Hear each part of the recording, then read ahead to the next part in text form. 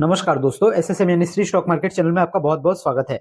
इस वीडियो में हम केन एंटरप्राइजेस लिमिटेड इस एसएमई कंपनी के आईपीओ का कंप्लीट रिव्यू करेंगे। वर्ल्ड के कुछ टॉप लेवल के क्लोथिंग ब्रांड जैसे कि ज़ारा, टारगेट और प्राइमार्क ये इस कंपनी के क्लाइंट्स है। ये आईपीओ 5 फरवरी से खुलने वाला है। वीडियो में आईपीओ की सभी डिटेल्स को देखेंगे। अब क्या इस आईपीओ में अप्लाई करना चाहिए या नहीं ये भी समझेंगे। तो चलिए शुरू करते हैं। उससे पहले एक रिक्वेस्ट है, अगर आपने हमारे चैनल पे पहली बार विजिट किया है तो सब्सक्राइब जरूर कर लीजिए, क्योंकि हमारे चैनल पे आपको एक ही जगह पे सभी SME IPO, main board IPO और अपकमिंग सभी आईपीओ से जुड़ी सभी लेटेस्ट जानकारी आपको सबसे पहले और सबसे क्लियरली मिलती है। सबसे पहले इस कंपनी के बारे में बात करते हैं और इसके बिजनेस के बारे में बात करते हैं। तो केन एंटरप्राइजेज लिमिटेड इस कंपनी की शुरुआत 1998 से हुई है, यानी इस कंपनी को अपने ही बिजनेस में 25 साल से ज्यादा का समय हो चुका है। तो काफी पुरानी कंपनी ये देखने को मिलती है। और ये कंपनी टेक्सटाइल मैन्युफैक्चरिंग के सेक्टर में काम करती है, यानी प्रोडक्ट मैन्युफैक्चर करती है। ये कंपनी जो है अलग अलग तरह के फैब्रिक यानी कपड़े बनाती है। अपैरल्स, इंडस्ट्रियल पहनने के कपड़े, इंडस्ट्री में यूज होने वाले कपड़े और घर में यूज किए जाने वाले भी प्रोडक्ट ये कंपनी बनाती है, जैसे कि चादर वगैरह हो गया। उसके साथ ही ये कंपनी ग्रे कलर के कपड़े, यानी जो शुरुआती कपड़े होते हैं, शुरुआती प्रोडक्ट होता है जिससे अलग अलग तरह के प्रोडक्ट बनते हैं, ग्रे कपड़ा, वो भी ये कंपनी बनाती है। ये कंपनी अपने ज्यादातर क्लाइंट्स के लिए थर्ड पार्टी के तौर पे काम करती है और अलग अलग जो बड़े ब्रांड्स होते हैं, बड़ी कंपनियां होती है, उनके लिए छोटा छोटा जॉब वर्क करके भी ये कंपनी देती है। कंपनी के प्रोडक्ट बहुत ही क्वालिटी वाले होते हैं। डोमेस्टिक यानी इंडिया के साथ साथ ये कंपनी इंटरनेशनल मार्केट में भी बहुत ही अच्छा खासा माल सेल करती है। इंटरनेशनल मार्केट से इस कंपनी का रेवेन्यू लगभग 25% जितना आता है। ये कंपनी अपने प्रोडक्ट को 10 से भी ज्यादा देशों में इंटरनेशनली सेल करती है और वर्ल्ड के कुछ बहुत ही जाने माने नाम जैसे कि ज़ारा, टारगेट और प्राइमार्क, ये विश्व की सबसे पॉपुलर कंपनियां हैं क्लोथिंग ब्रांड में, वो भी इसके क्लाइंट हमें देखने को मिलते हैं। महाराष्ट्र के अंदर इस कंपनी के 2 मैन्युफैक्चरिंग प्लांट है और 31 दिसंबर 2024 के हिसाब से इस कंपनी के पास 228 परमानेंट एम्प्लॉइज है। कंपनी का बिजनेस बहुत ही अच्छा नजर आ रहा है और सेमी सेगमेंट में इस तरह की कंपनियों का आईपीओ बहुत ही कम आता है।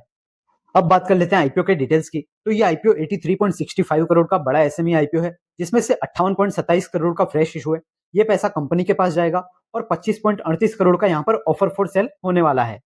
ये आईपीओ 5 फरवरी से 7 फरवरी तक खुला रहेगा और इस आईपीओ का price band, fix price band issue रखा गया है। इसका प्राइस बैंड फिक्स 94 रुपीज रखा गया है। एक लॉट में 1200 शेयर्स के लिए आप अप्लाई कर सकते हैं। 7 फरवरी को आईपीओ बंद होने के बाद आपको इसका अलॉटमेंट 10 फरवरी को देखने को मिल जाएगा। अगर आपका अलॉटमेंट नहीं मिला है तो 11 फरवरी को पैसे रिफंड आ जाएंगे और 12 फरवरी को इसकी लिस्टिंग हो जाएगी। इस आईपीओ में रिटेल कैटेगरी के लिए 50% का रिजर्वेशन रखा गया है और इस आईपीओ की लिस्टिंग एनएसई इमर्ज प्लेटफॉर्म पे होगी। अगर आप इस आईपीओ में रिटेल कैटेगरी के तहत अप्लाई करना चाहते हैं तो एक लॉट में 1200 शेयर्स के लिए अप्लाई कर सकते हैं। 1,12,800 रुपए का अमाउंट चाहिए। एचएनआई कैटेगरी में अप्लाई करने के लिए आपको मिनिमम 2 लॉट के लिए अप्लाई करना रहेगा। बात करें इस आईपीओ के बाद प्रमोटर का जो हिस्सा है, इसमें घट के 50% के करीब रह जाएगा, जो अभी 81% है। इसके फाइनेंशियल्स की बात करें तो इसके फाइनेंशियल्स में हमें तगड़ा ग्रोथ तो नहीं देखने को मिल रहा, पर एक कॉन्स्टेंटली रेवेन्यू में कॉन्स्टेंट ग्रोथ हमें देखने को मिल रहा है। 2022 में इस कंपनी का रेवेन्यू 355 करोड़ था, वो 2023 में हल्का सा बढ़ा 364 करोड़ रुपए हो गया। फाइनेंशियल ईयर 2024 में वो 400 करोड़ रुपए हो गया और 2025 के 8 महीनों में कंपनी ने 326 करोड़ का रेवेन्यू कर लिया है। यानी इस साल भी ये कंपनी 400 करोड़ रुपए की रेवेन्यू के आसपास पहुंच सकती है। वहीं अगर बात करें इस कंपनी के प्रॉफिट में, तो वहां पे हर साल हमें शानदार ग्रोथ देखने को मिल रहा है। 2022 में जहां इस कंपनी का प्रॉफिट सिर्फ 2.36 करोड़ का था, वो 2023 में डबल हो गया, 3.95 करोड़ हो गया। 2024 में ये प्रॉफिट और भी ज्यादा अच्छा होके 8.93 करोड़ रुपए हो गया और 2025 में सिर्फ 8 महीने में कंपनी 9.50 करोड़ रुपए का प्रॉफिट कर चुकी है। भले ही इस कंपनी की रेवेन्यू उतनी अच्छे से नहीं ग्रो हो रही, पर इसके प्रॉफिट में हमें हर साल बहुत ही अच्छा ग्रोथ देखने को मिल रहा है। एसएमई सेक्टर में कंपनी प्रॉफिट में हो, ऐसा बहुत ही रेयरली देखने को मिलता है। यहाँ पर तो कई लॉस मेकिंग कंपनियां भी अपना धड़ाधड़ आईपीओ लेकर आ जाती है। उनके मुकाबले तो ये कंपनी बहुत ही अच्छी नजर आ रही है।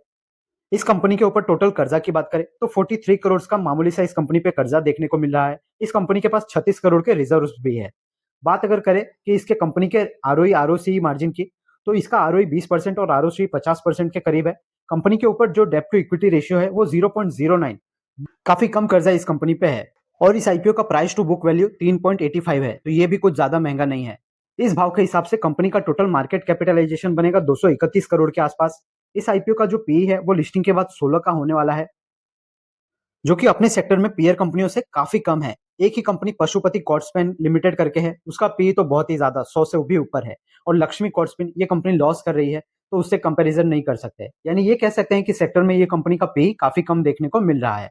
ये आईपीओ अट्रैक्टिव वैल्यूएशन पे लाया गया है। अगर यहाँ तक आपको सारी जानकारी बिल्कुल क्लियरली समझ में आई है तो आप एक लाइक करके अपना फीडबैक जरूर शेयर करें। इस आईपीओ से जो भी पैसा कंपनी जुटा रही है उसका इस्तेमाल कंपनी जो है इंडिया में और बाहर के देशों में अलग अलग बिजनेस को एक्वायर करने के लिए करने वाली है। कुछ नई कंपनियां ये कंपनी खरीदेगी, इसके साथ साथ कुछ नई मशीन्स खरीदेगी, इसके साथ साथ अपनी जो मैन्युफैक्चरिंग फैसिलिटी है जहां पे ये अपना प्रोडक्शन वगैरह करते हैं उसको थोड़ा रिनोवेशन करेंगे और धंधे में खर्च करने के लिए पैसा कंपनी रखेगी। इसके साथ साथ वर्किंग कैपिटल की रिक्वायरमेंट और जनरल कॉर्पोरेट पर्पस आईपीओ लाने में जो पैसा खर्च हो रहा है उसके लिए भी कंपनी पैसा रखेगी। तो पहला ऑब्जेक्टिव यहाँ पर बहुत ही अच्छा देखने को मिल रहा है कि कंपनी इंडिया और उसके साथ साथ बाहर की कंट्री में भी नई कंपनियों को खरीदना चाहती है। हमने शुरुआत में ही देखा था कि कैसे ये कंपनी 10 अलग अलग देशों में अपने माल को एक्सपोर्ट करती है। ये कंपनी मुंबई बेस्ड एक कंपनी है। इस आईपीओ के जो रजिस्ट्रार है वो skyline financial services private limited इसके रजिस्ट्रार है और इस आईपीओ के जो लीड मैनेजर है वो कॉर्पोरेट मेकर्स कैपिटल लिमिटेड इसके लीड मैनेजर देखने को मिल रहे हैं। वैसे करंटली अगर बात करें तो इस आईपीओ का कोई भी ग्रे मार्केट प्रीमियम में हमें डिमांड देखने को नहीं मिल रहा, पर अगर जैसे ही इसके आईपीओ के ग्रे मार्केट में कोई भी डिमांड देखने को मिलती है तो सबसे पहले हम अपने टेलीग्राम चैनल पे जरूर अपडेट कर देंगे, जिसका लिंक आपको डिस्क्रिप्शन में और चैनल के अबाउट सेक्शन में भी मिल जाएगा। उसे ज्वाइन करके जरूर रख लीजिए क्योंकि हम वहां पर आईपीओ से जुड़ी लेटेस्ट अपडेट, लेटेस्ट जीएमपी में कोई भी बदलाव होता है और उसके साथ साथ स्टॉक से रिलेटेड जो इंपॉर्टेंट न्यूज होती है वो सब हम वहां पर इंस्टेंटली शेयर कर देते हैं, जिससे आपको बहुत ही ज्यादा बेनिफिट हो सकता है। तो अब फाइनली बात कर लेते हैं कि क्या इस आईपीओ में अप्लाई करना चाहिए या नहीं। तो कंपनी का बिजनेस तो बहुत ही अच्छा देखने को मिल रहा है। ये कंपनी देश के साथ साथ विदेशों में भी अच्छा व्यापार कर रही है और कुछ वर्ल्ड के टॉप क्लाइंट्स भी इनके कस्टमर्स है। यानी इस कंपनी का रेवेन्यू बहुत ही अच्छा खासा आ रहा है। यानी इस कंपनी की अपने मार्केट में अच्छी खासी पकड़ है। इस कंपनी के प्रॉफिट में भी हर साल बढ़ोतरी हो रही है, ये भी एक अच्छी बात है। साथ साथ इसका कोई डेब्ट टू इक्विटी रेशियो हमें काफी कम, इस कंपनी पे कर्जा बहुत ही कम देखने को मिल रहा है। पर एसएमई आईपीओ में तो 90% से ज्यादा लोग सिर्फ ग्रे मार्केट प्रीमियम को देख के अप्लाई करते हैं, तो इसका कोई भी ग्रे मार्केट प्रीमियम देखने को नहीं मिल रहा। बाकी ये कंपनी फंडामेंटली काफी अच्छी है, पर ग्रे मार्केट प्रीमियम में कोई डिमांड ना होने की वजह से हो सकता है इस आईपीओ में ज्यादा सब्सक्रिप्शन हमें ना दिखे, पर ओवरऑल कंपनी का बिजनेस ये सब अच्छा है।